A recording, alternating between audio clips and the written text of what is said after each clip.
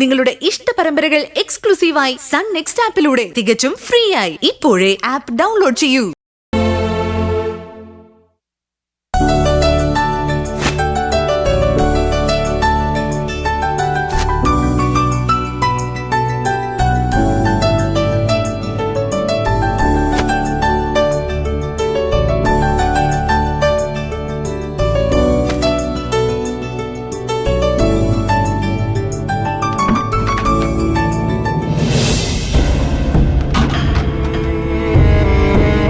പൊന്നുമോൾ അവിടെയൊന്ന് നിന്നേ.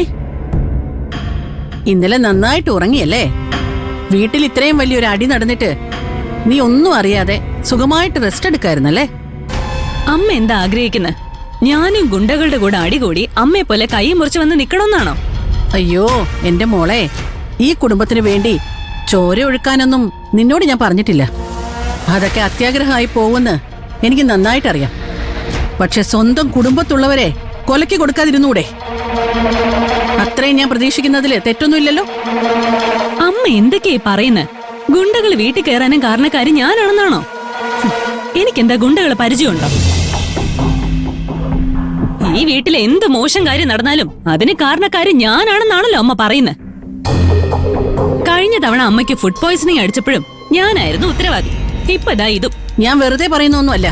മഞ്ജുവിനെ കൊല്ലാൻ നടത്തുന്ന ശ്രമങ്ങൾക്ക് പിന്നിൽ നീ തന്നെയാണ്.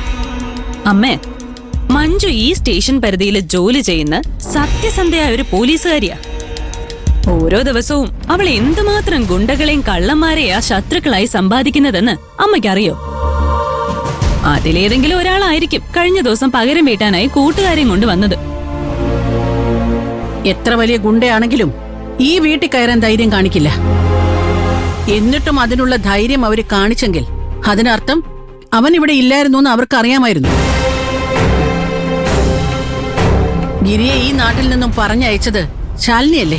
അപ്പൊ അവള് തന്നെയാണ് ഇതിന്റെ പിന്നിലെന്നുള്ളത് ഒരു സംശയമില്ലാതെ പറയാം.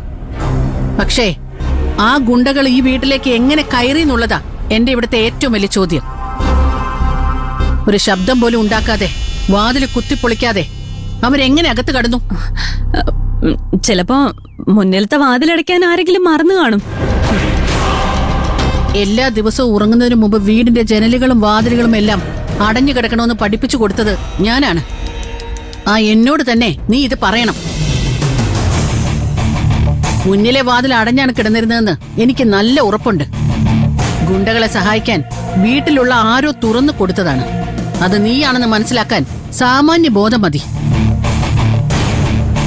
സ്വന്തം കുടുംബത്തോട് ഇങ്ങനെയുള്ള ദ്രോഹം ചെയ്യാൻ നിനക്ക് നാണമില്ലേ?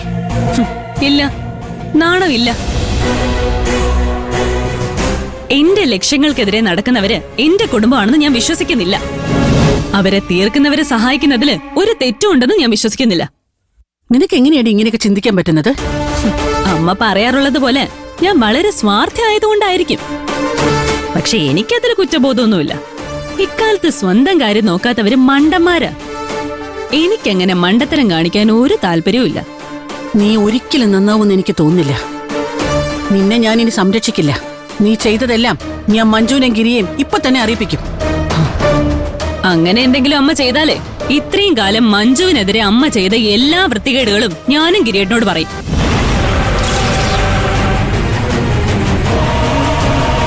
കുഞ്ഞാറ്റ മഞ്ജുവിനെ ഷോക്ക് അടിപ്പിച്ചും ഗ്യാസ് ലീക്ക് ചെയ്തും കൊല്ലാൻ നോക്കിയത് അമ്മ പറഞ്ഞിട്ടാണെന്ന് ഞാൻ വരുത്തി തീർക്കും. വെറുതെ ചൂടാവണ്ട. എനിക്ക് എന്റെ കാര്യം നോക്കണ്ടേ?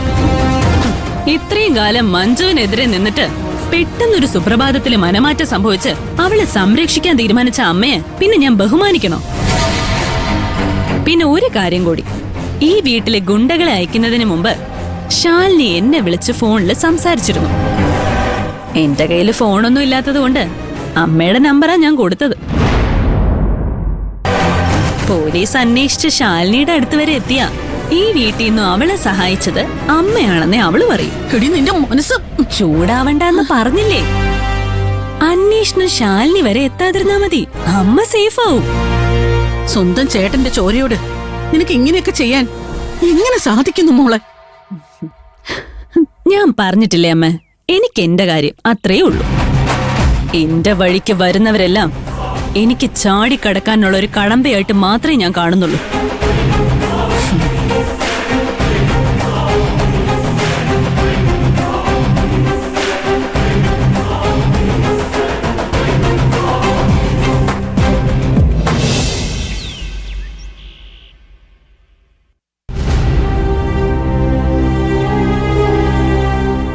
ശാലിനിയെ തപ്പി ഗിരിയേട്ടൻ പോയപ്പോ ഞാൻ ശരിക്കും പേടിച്ചതാ സർ. പക്ഷേ ഭാഗ്യത്തിന് അവൾ അവിടെ ഉണ്ടായിരുന്നില്ല. അവളെ കയ്യിൽ കിട്ടിയിരുന്നെങ്കിൽ ഗിരിയേട്ടൻ എന്ത് ചെയ്യുമെന്ന് ആലോചിക്കുമ്പോ തന്നെ എനിക്ക് പേടിയാവുന്നു. വീട്ടിൽ കയറി വന്ന ഈ അവസ്ഥയിൽ നിന്നെ കൊല്ലാൻ നോക്കിയാന്നൊക്കെ പറഞ്ഞ അവരത്ര കണ്ണിച്ചോരയില്ലാത്തവരായിരിക്കും. അവരെ ഒന്നും വെറുതെ വിടരുത്.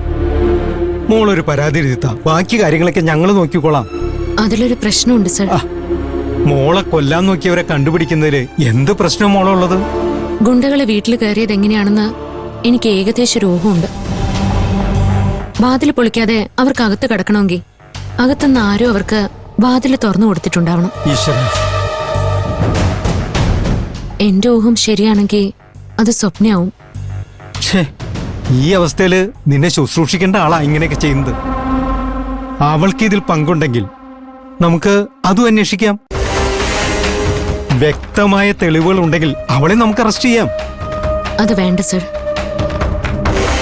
കുറെ കാലത്തിന് ശേഷം വീട്ടിലെ പ്രശ്നങ്ങളൊക്കെ ഒന്ന് തണുത്തു തുടങ്ങിയത്. ഈ അവസ്ഥയിൽ ഞാൻ കാരണം സ്വപ്നയ്ക്ക് എന്തെങ്കിലും ദോഷമുണ്ടായാ അമ്മ എന്നോട് ഒരിക്കലും ക്ഷമിച്ചു എന്ന് വരില്ല.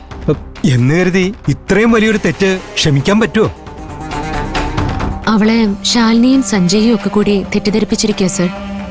ഇങ്ങനെയൊക്കെ ചെയ്താ അവരുടെ കുടുംബത്തിൽ ഒരു സ്ഥാനം കിട്ടുമെന്ന് സ്വപ്ന വിചാരിച്ചിരിക്കുന്നത്. സ്വന്തം ആവശ്യം കഴിഞ്ഞാൽ അവര് സ്വപ്നയെ വലിച്ചെറിയുള്ളൂ എന്ന് അവൾക്ക് മനസ്സിലായിട്ടില്ല. അവൾക്ക് അവളുടെ തെറ്റുകൾ തിരുത്താനുള്ള ഒരു അവസരം കൊടുക്കുകയല്ലേ വേണ്ടത്. ഒന്നുമല്ലെങ്കിലും അവള് ഗിരിയന്റെ അനിയത്തിയല്ലേ. ഇന്നലെ നടന്ന സംഭവത്തിൽ സ്വപ്നയ്ക്കുള്ള പങ്കിനെ കുറിച്ച് ഗിരിക്ക് അറിയാമോ? ഇല്ല. നിന്നെയും കുഞ്ഞിനെയും കൊല്ലാൻ അവള് കൂട്ടുനിന്ന് ഗിരി അറിഞ്ഞാൽ ഗിരി പോലും അവളോട് ക്ഷമിച്ചെന്ന് വരില്ല. സ്വപ്നയെ പോലുള്ളവർ ഒരിക്കലും മാറുമെന്ന് പ്രതീക്ഷിക്കരുത്. സ്വന്തം നല്ലതിനു വേണ്ടി ആരെ വേണമെങ്കിലും ചതിക്കാനും കൊല്ലാനും അവർക്ക് മടി കാണില്ല. അവരിൽ നിന്ന് അകലം പാലിക്കുന്നതാ നമുക്ക് നല്ലത്. ഹോ, അവൾ ആ സഞ്ജയനെയും കല്യാണം കഴിച്ച് ആ വീട്ടിലേക്ക് പോയാ മതിയായിരുന്നു. നീയെങ്കിലും രക്ഷപ്പെടും.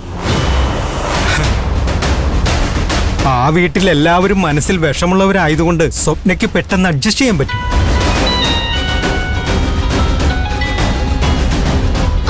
മുകുന്ദനാണ് സർ. എടുക്ക. എന്താ മുകുന്ദ? ആ മഞ്ജു, താൻ എത്രയും പെട്ടെന്ന് അരവിന്ദാസൻ സാറിനെ കൂട്ടി ഹോളി ഹോസ്പിറ്റലിലേക്ക് ഒന്ന് എത്തണം. എന്താ കാര്യം? ഒരു ആക്സിഡന്റ് കേസാ. ചെറിയ കുട്ടിയുടെ കാര്യമാ. കുട്ടിക്ക് ഒരല്പം സീരിയസാ. നിങ്ങൾ എത്രയും പെട്ടെന്ന് എത്തുന്ന നല്ലത്. ആ, ഞങ്ങളിതാ ഇറങ്ങി. എന്താ മോളെ? ഒരു ആക്സിഡന്റ് കേസാ. ചെറിയൊരു കുട്ടിയാ വിക്ടിം. ഈശ്വര, വാ ഇറങ്ങാം.